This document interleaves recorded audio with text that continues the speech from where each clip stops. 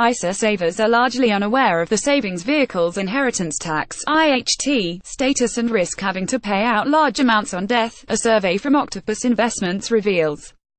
The firm said few people understood the rules and urged savers to consider investing in AIM to limit future IHT costs.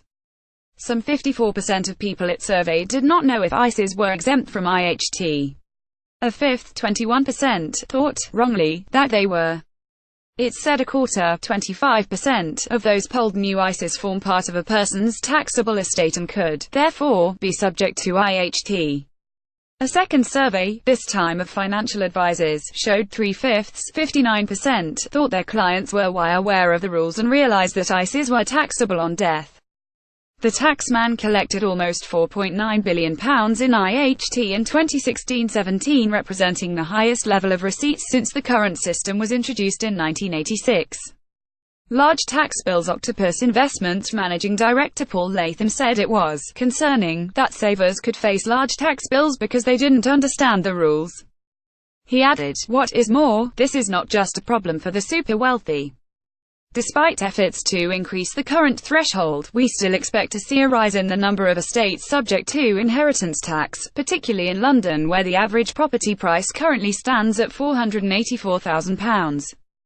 With more people set to be liable for inheritance tax each year, it's clear more needs to be done to educate and raise awareness." Latham said people with stocks and shares ISAs looking to limit IHT liability could invest in AIM-listed shares. Clearly, AIM-listed shares are only for those who can get comfortable with the risks of smaller company investing. A shares could fall or rise in value more than shares listed on the main market of the London Stock Exchange, and they can be harder to sell.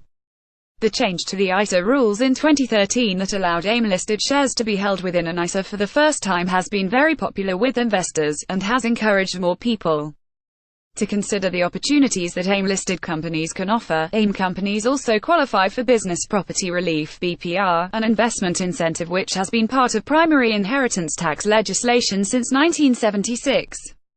Latham explained shares that qualify for BPR are free from IHT as long as they've been owned for at least 2 years at time of death. Many forms of IHT planning put money permanently out of an investor's reach and require the lifetime tax benefits of ISA savings to be sacrificed in the process.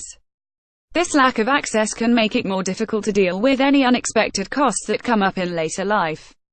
By transferring a stocks and shares ISA to an ISA wrapper which holds a portfolio of listed AIM companies, investors can reduce their tax liabilities without locking away their money for the long term and continue to benefit from the benefits of the ISA wrapper.